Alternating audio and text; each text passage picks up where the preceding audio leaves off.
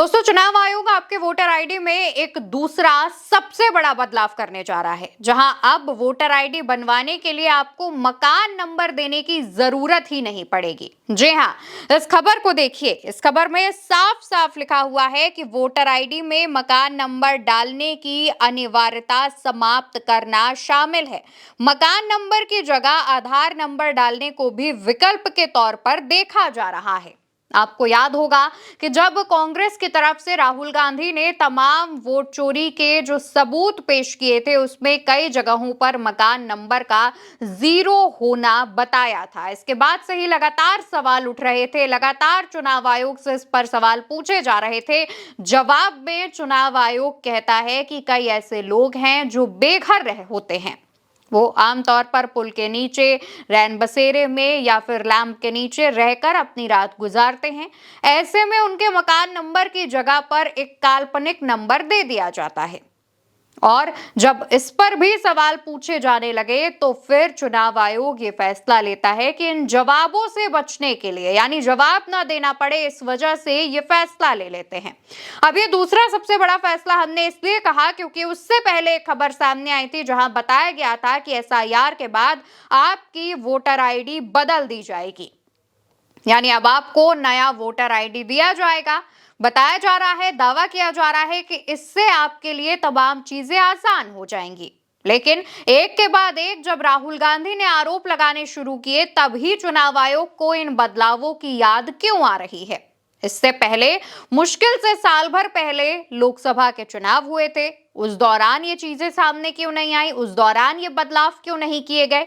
खैर, अपनी खबर पर वापस आते हैं। इस खबर में हमने आपको साफ तौर पर दिखाया कि किस तरीके से जिक्र किया गया है कि मकान नंबर डालने की जो अनिवार्यता है वो खत्म कर दी जाएगी। इसके पीछे राहुल गांधी और कांग्रेस और इंडिया गठबंधन की तरफ से लगातार उठाए जा रहे सवाल हो सकते हैं। इसी बीच दोस्तों, जब राहुल गांधी बिहार में यात्रा निकाल रहे थे, तब देखिए हमने आपको कई खबर बताई थी। वो खबर ये थी कि एक ही मकान में, एक ही मकान नंबर पर कई सारे वोट जो है चुनाव आयोग की तरफ से दर्ज कर दिए जा रहे थे। जैसे ये खबर देखिए, उदयपुर की ये खबर है जहां पर लिखा हुआ है कि एक ही मकान से 700 मतदाता, वोटिंग लिस्ट में बड़ा घोटाला उजागर, फिजिकल वेरिफिकेशन की मांग। उदयपुर की ये खबर जहां एक ही मकान से 700 मतदाता दर्ज किए गए थे। चलिए, उदयपुर को छोड़िए, चुनावी राज्य पर आते हैं। बिहार में चुनाव है और एक लिस्ट कुछ समय पहले हमने आपको दिखाई थी जहां पर एक ही कॉन्स्टिट्यूएंसी के, एक ही बूथ नंबर के, एक ही हाउस नंबर में कई सारे मतदाता दर्ज किए गए थे। इस लिस्ट को देखिए, दोबारा से आपके लिए खोज के लाई हूं, जहां पर कटिहार के बूथ नंबर 222 के हाउस नंबर 82 में 197 रेजिडेंट्स यानी वोटर्स रजिस्टर किए गए थे। इस लिस्ट को अगर आप ध्यान से देखेंगे तो आपको इसमें बहुत सारे ऐसे मतदाता हैं, लगभग 100 से ऊपर एक एक घर में वोटर बताए जा रहे थे। जब ऐसी लिस्ट सामने आती है तो सवाल उठता है। जब ऐसी तस्वीरें, ऐसी खबरें सामने आती हैं तो चुनाव आयोग से सवाल पूछा जाएगा और इन्हीं सवालों के जवाब ना देने के लिए, इन्हीं सवालों के जवाब से बचने के लिए क्या ऐसा फैसला लिया गया है? क्या इस वजह से चुनाव आयोग मकान नंबर की अनिवार्यता खत्म कर रहा है?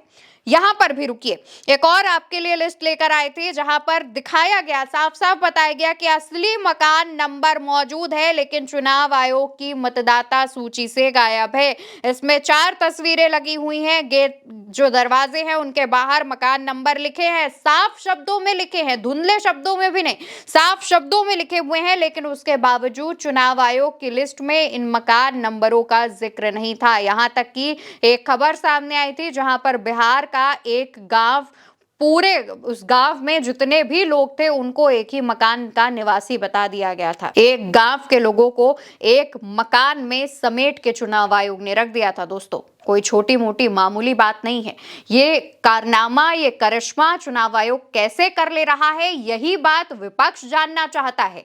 यही बात आम जनता जानना चाहती है कि आखिर ऐसा कारनामा हो कैसे जा रहा है कि जब दरवाजों के बाहर मकान नंबर दर्ज है, उसके बावजूद आपकी लिस्ट से वो मकान नंबर गायब है। और खास तौर पर जब से ये खबर सामने आई है कि अब आपको आपके वोटर आईडी में मकान नंबर की जरूरत नहीं पड़ेगी, उस पर सवाल उठ रहे हैं। क्योंकि अगर ऐसे तो मकान नंबर दर्ज नहीं होंगे तो कई सारी जो गड़बड़ियां हैं वो सामने आ सकती हैं। और अचानक ये फैसला क्यों लिया गया है मकान नंबर का, वोटर आईडी का? अचानक से ये सारी चीजें क्यों सामने आ रही हैं जब से राहुल गांधी ने वोट चोरी का मुद्दा उठा दिया है? क्या चुनाव आयोग किसी को बचाना चाहता है? क्या चुनाव आयोग ये किसी प्लानिंग के तहत कर रहा है या चुनाव आयोग से कोई करवा रहा है? इसके अलावा बहुत सारे भतेरे सवाल हैं जो चुनाव आयोग से पूछे जा रहे हैं। क्या चुनाव आयोग विपक्ष के सवालों से बचने के लिए ये फैसला ले रहा है? कई सारे सवाल हैं दोस्तों जिसका जवाब चुनाव आयोग की तरफ से ना दिया जा रहा है, और अगर मिल भी रहा है तो गोलमोल तरीके से जो चीजों को और ज्यादा उलझा रहा है। अब जब ये खबर सामने आती है कि एक भी जो वोटर आईडी में मकान नंबर है वो दर्ज नहीं किए जाएंगे, तो ये शक और ज्यादा गहरा जाता है। हालांकि इस खबर के पीछे चुनाव आयोग जो तर्क दे रहा है वो भी हम आपको बता देते हैं ताकि आपको खबर अधूरी ना लगे। चुनाव आयोग की तरफ से ये तर्क जो दिया गया है, खुद खबर में क्या जिक्र है हम आपको वो पढ़कर बताते हैं। दरअसल देखिए यहाँ पर लिखा है, chief election commissioner Gyanesh Kumar ने प्रेस कॉन्फ्रेंस में बताया था कि बड़ी संख्या में ऐसे मतदाता होते हैं जो फुटपाथ पर, पुलों के नीचे या किसी लैंप पोस्ट के नीचे रात बिताते हैं। ऐसे मतदाताओं के घर के पते में मकान नंबर 0 दर्ज किया जाता है। आधार जारी करने वाली संस्था UIDAI का अनुमान है कि 12 लाख लोगों के आधार में स्थायी पता दर्ज नहीं है। आधार अथॉरिटी ने ऐसे लोगों के लिए हेड ऑफ द फैमिली को केयर ऑफ दिखाकर पता दर्ज किया हुआ है। आगे इस खबर में लिखा हुआ है कि देश में करीब 17,73,000 लोगों के पास आवास नंबर नहीं है, यानी कि वो बेघर हैं, और ये पिछली जनगणना के मुताबिक, यानी पिछली जनगणना हुई थी 2011 में। एक तरफ भाजपा ये दावे करती है कि उसने सरकार में आने के बाद, सत्ता में आने के बाद कई बेघर लोगों को छत दी है, घर दिया है, तो यानी कि ये संख्या कम होनी चाहिए। चलिए एक बार को हम इस संख्या को अभी उतनी ही मान लेते हैं जितना पिछली जनगणना के तौर पर लिखा गया है। तो क्या अभी तक इतने सारे जो लोग हैं उनके नंबर क्या दर्ज थे, या फिर जो 00 नंबर दर्ज किए जा रहे थे उसको लेकर जो विपक्ष जानकारी मांग रहा है, क्या अभी तक वो जानकारी उन्हें दी गई है? तमाम सवाल हैं चुनाव आयोग के इन फैसलों पर उठ रहे हैं, लेकिन अभी तक चुनाव आयोग की तरफ से इस पर कोई भी जवाब नहीं दिया गया है। आने वाले समय में यह भी अनुमान लगाया जा रहा है कि चुनाव आयोग इसी तरीके से और भी कई बड़े बदलाव जो है वो कर सकता है। आपको क्या लगता है, आप क्या सोच रहे हैं, कमेंट सेक्शन में बताइएगा, और इस वीडियो को ज्यादा से ज्यादा शेयर करिएगा और चैनल सब्सक्राइब कीजिएगा। नमस्कार।